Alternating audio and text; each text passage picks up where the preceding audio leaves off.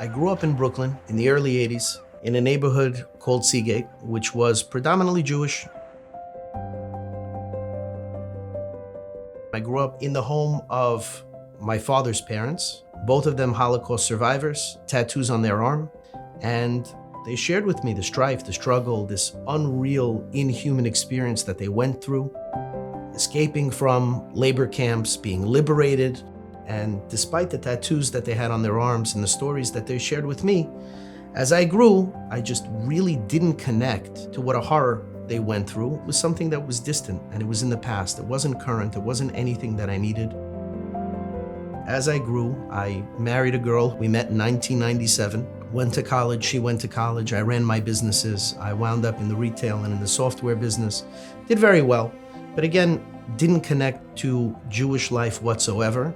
At the request of my father, I gave my son a bris, but I didn't know why. I grew up on Shlichus in the heart of Brooklyn, in an area called Kensington. While I was raised with the concept of Moshiach as a very central point of Shlichus, when I myself joined my parents on Shlichus, there was a tremendous fear of presenting the ideas of Moshiach, especially to very, very secular people. It's foreign, maybe to some it's not even a Jewish concept, and I think because I was so passionate about it, but I didn't have the ICs, I didn't have the terms how to explain it, it was always something that really bothered me. A round of applause for the whole wide world! By the kiddos, we were sitting amongst friends, and we were talking about that there's a real need to have proper ICs, better ways to be able to present the idea of Geula. We shared different ideas of how we could speak about it openly and freely, even to a very secular looking guy. A few weeks after that Kinus Shluchim Fabrengen, I remember one winter Shabbos morning, in walks a Yid by the name Steve. Around the time my son was 5, my daughter was 8, there was a major health crisis that took place in my home. And the way that the crisis was resolved made me take a step back and start questioning certain things that were taking place in my life. Thank God the medical issue resolved, but the thoughts and the questions stayed. And I decided one Shabbos to dig up my old talis. The creases were very, very fresh. I walked a half a block and I walk in and I see a pile of talisim, people sitting on folding chairs. I sit down and I start reading in English. And at the end, I'm invited to stay for Kiddush. Because the topic of Geula was something that me and my friend just Fabring about, the topic of Geula came into a conversation right away by that Kiddush. When this conversation about Moshiach bubbled up to the surface, it really changed my frame of mind. I told him these ICs. Do you know what the difference is between a wandering Jew and a journeying Jew? A journeying Jew has a destination. Steve, gotta know the destination.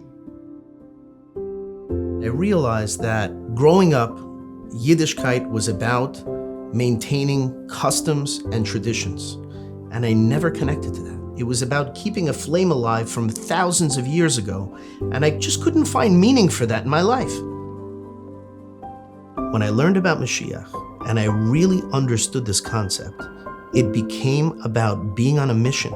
And I was able to see very, very clearly that maybe what I can do is not global, but in my world, I can do it. And that's when everything changed. So I went on Kingston Avenue to a wonderful sefer by the name of Rabbi Raskin, and I got myself a pair of kosher tefillin. There's an ultimate truth, but then there's an approach. And the concept of Moshiach presented the way that he presented it, meaning, here's the unadulterated truth, but you don't have to go off the deep end. Let's talk about what it can mean to your life. I remember Steve's excitement. I remember how he jumped up from his seat when I told him the vert that he has the responsibility, as the Rebbe says, to teach. If you know Aleph and you know someone else who doesn't know, teach Aleph. You have a responsibility, and therefore you also have the koyach to actually change the world, your world, and make Moshiach a reality. Yes, of course. It's about Avraham Avinu, it's about Moshe Rabbeinu, it's about Zaidi and Bubby. but it's also about how to take all of that, all the self-sacrifice, all the underground yeshivas, all the tattoos, and all of this, and turn it into something forward-facing. My children today are in cheder. My daughter just competed in chidon. She saw Aleph for the first time 3 years ago. And we owe it to people to show them how they can live. It's an integral part of the reaching another Yid. This is how we live. This is how we think. This is how we breathe. This is our call to action. How can we not share these concepts? This is how we activate the world. When we talk to Balabatim, when we talk to business people, when we talk to people who have influence, these are the people who can move the dial more than even people within a frum community. Today, I would never dream of calling myself Steve. Only the IRS calls me Steve. Today, I'm Zalman. I walk with my children. I live in Goshen. I walk 2.6 miles in each direction every single Shabbos. My kindlech walk with me. We wave to everybody on the street. People stop and they say how impressive it is that they see this. The concept of Moshiach belongs to every single Yid. The same way that we dance with this on Simchas Torah with a closed Torah because it's our inheritance, Moshiach is no less our inheritance. To understand that we can have a limitless existence in a limited world is something that absolutely needs to be discussed. It's an achras, it's a responsibility. We have to do it. We don't have a choice.